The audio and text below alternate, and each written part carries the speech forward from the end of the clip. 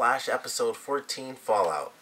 So, I just finished the episode, and as much as I would love to talk about everything that just happened, especially with the ending of the episode, I have to just kind of go off of the preview and talk about what, is going to be coming up in March, and how apparently Dr. Wells was the other Reverse Flash. He can move so fast that he can be in one physical location, or I guess in two physical locations at the same time, and I cannot wait to see that. That was the last thing I expected.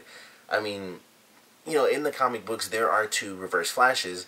There was a really big thing with there being like Reverse Flash and then Reverse Flash, who is called Professor Zoom, and one is based off the character of Eddie, who Iris's boyfriend, and that was like the big thing. Like, I figured it was him from the future because of the couple of other reviews I watched, and they know way more than I do, so I get the backstory from them.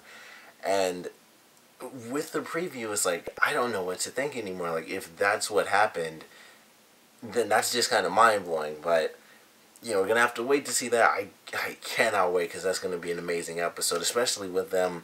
It's not just us finding out, but it's, the characters themselves finding out that not only can he walk, like, that would have been a huge episode in itself if it was just like, he's not actually in a wheelchair, and they would have had all these questions.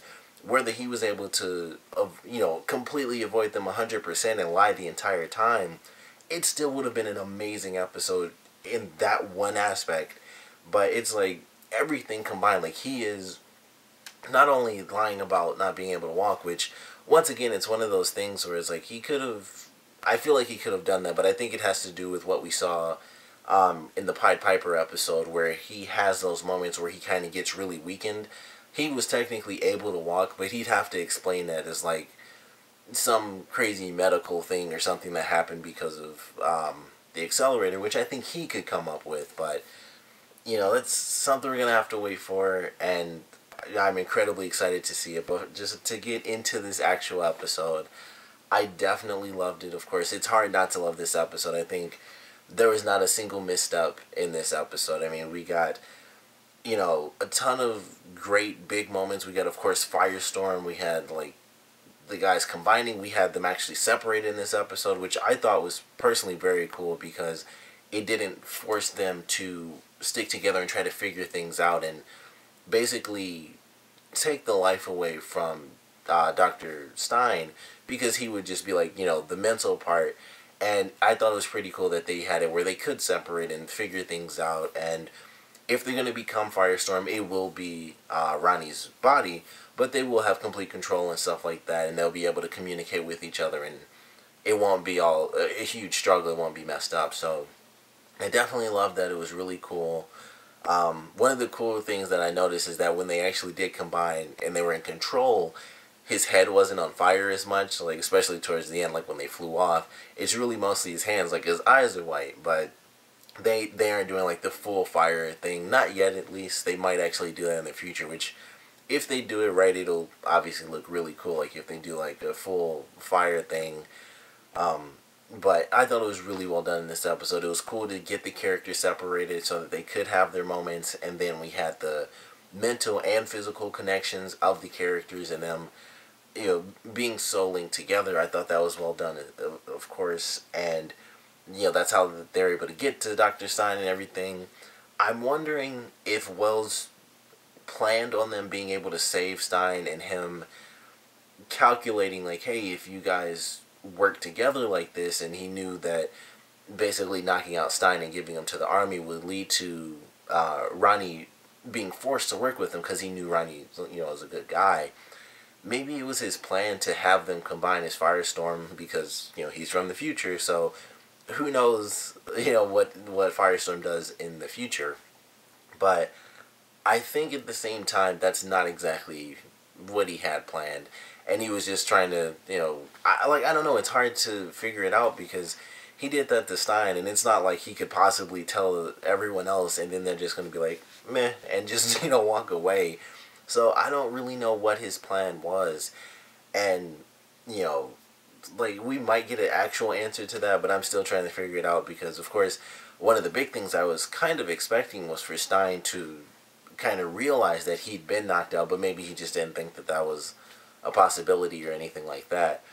But it was still kind of hard for me to figure out, like, why did Wells do that if he knew, like, he knows the people he works with, he knows they aren't going to be like, well, let's just leave him there to be taken. Whether, Ronnie and Stein were linked or not, they still would have tried to save the guy because, they're the heroes, they're the good guys, that's what they do.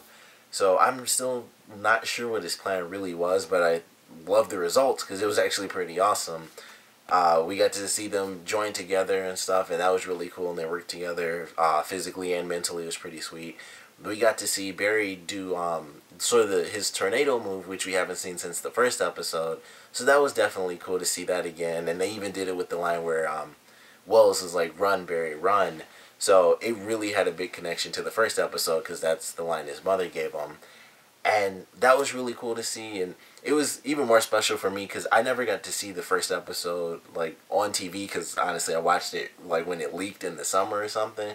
So it wasn't in like the greatest definition. So I just was like, well, I saw it. So I never watched the first episode like in HD on TV. So it was cool to see him like in full HD doing like the tornado move. And I was like, it just looked really cool. So I enjoyed that. And his suit got really destroyed in this one. And he was like messed up from all the phosphorus stuff.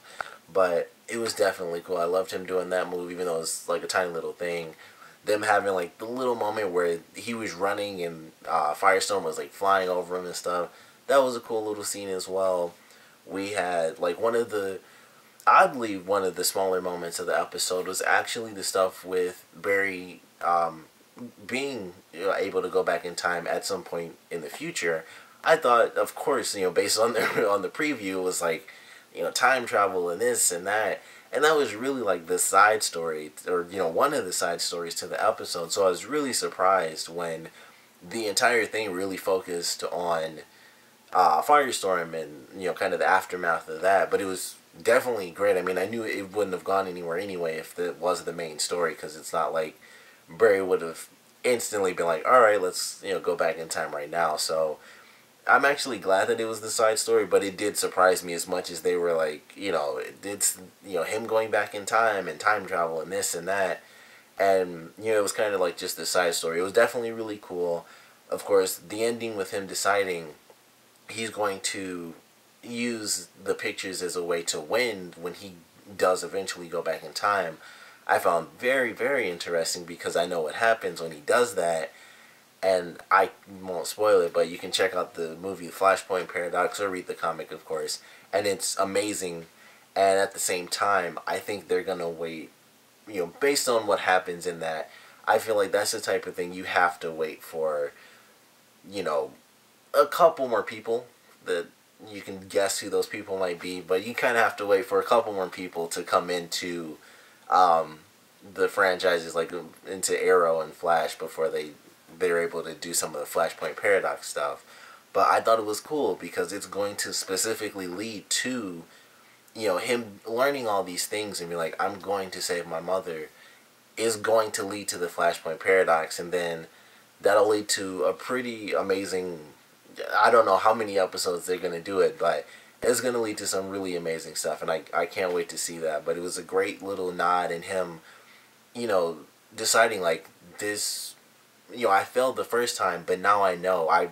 I can look at these pictures and I can see how I failed, and now I can win. So I thought that was actually really cool. It was, it was simply smart. I mean, Barry's a smart person, so it was cool to see that, and it was cool to see him kind of take this first step and say, like, I'm going to win whenever it happens. I don't know when it's going to happen, but I'm going to train, like, he's been training the entire series to beat this guy. And obviously, after he lost the first time in the present tense, he decided to do a ton of training. So it's just going to compound. Like, I have to do even more to beat this guy, not just in the present, but in the future / past. So I thought that was a great way to end it, where, they kind of picked up that story and he got, the info from Joe and stuff, and it was like, he has to mentally deal with it. Like, I was there in the past and I failed. Like, initially it was just that shock, but, right after that is like, if I was there, that means I screwed up and I, still lived the life I have. So it was cool to see him kind of go full circle, which, you know, works perfectly with time travel, I guess. In his case, at least, going full circle. So that was really cool. And then, I guess, you know, Iris's story, which I think was kind of split fairly evenly with the time travel stuff. Even her story, I think, was really cool in this episode, because at first it was kind of simple. It's like, okay, she's gonna try to get a little bit more information, and then it expanded with her running into Ronnie. It's like, you know, you look kind of familiar, and of course it's hard not to have a coffee shop, you know, military shootout attack get some attention. So of course that led her to finding out that Ronnie is actually Firestorm, or at least, you know, Burning Man, and that, you know, he's connected to Caitlin as well as everyone at Star Labs, because it's only like 4 people. They kind of have to know everything. So I think that was a great little step. It's like she's getting involved, and it's gonna, you know, it's that real first step. Like her talking with Barry as the Flash was, of course, like the simple thing, but now she's really gonna be in it. Like, it's not just that Barry talks to her sometimes, which he doesn't anymore because she's not at the coffee shop, but it's her looking for answers. She's gonna be searching Star Labs and talking to everyone and trying to figure some stuff out. So I'm incredibly excited for that. She's going, like, you know, she's going Lois Lane on them. So I'm excited for that. I think this was definitely a great episode. Like I said, with the preview, I cannot wait to see what the heck happens. I hope that the preview wasn't like just teasing us like crazy, and then that's like, you know, some stupid dream sequences. I'd be so pissed if that happened. But I'm incredibly excited for the next episode. I certainly love this one, of course. I want to know what you guys thought. So please comment below. Let me know your favorite parts, your least favorite parts. Oh, I almost completely skipped over the very end of the episode, which should have been a shame.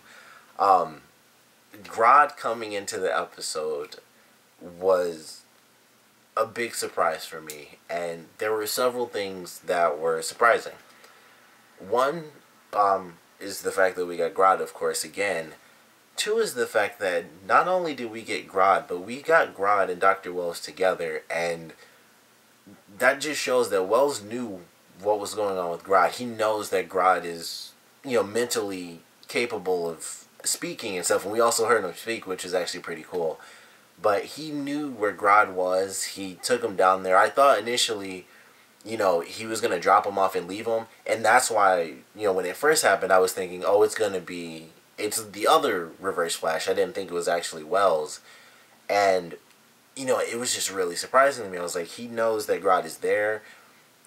Obviously, they're, like, okay with each other. I mean, he didn't come after Wells or anything, and he's smart enough to speak and stuff. And, of course, he didn't, you know, go to the surface before, because he could have easily outed both of them, or, you know, at least Eiling if he wanted to do that. But, you know, it was definitely crazy to see. I was like, I didn't expect Grodd to be in this episode at all.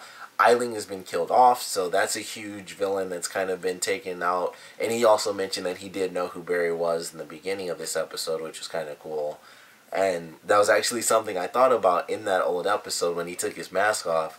I was like, you know, you just knock these people out. They aren't dead. Anybody can just, like, blink and, you know, see your face. And that's exactly what happened. So, you know, the ending was definitely great. I was really surprised by that.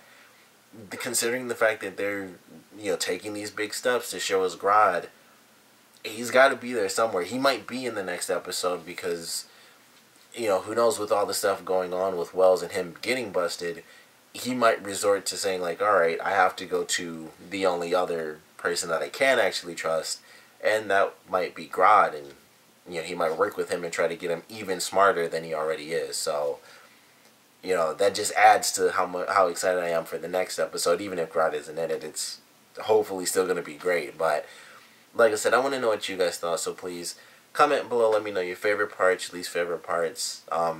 The only real question I have is, what do you guys want to see in the next episode? Based on that preview, there's a lot that could possibly happen in it, both good and bad. So I want to know what you guys think, so please comment below, let me know, and thanks for watching.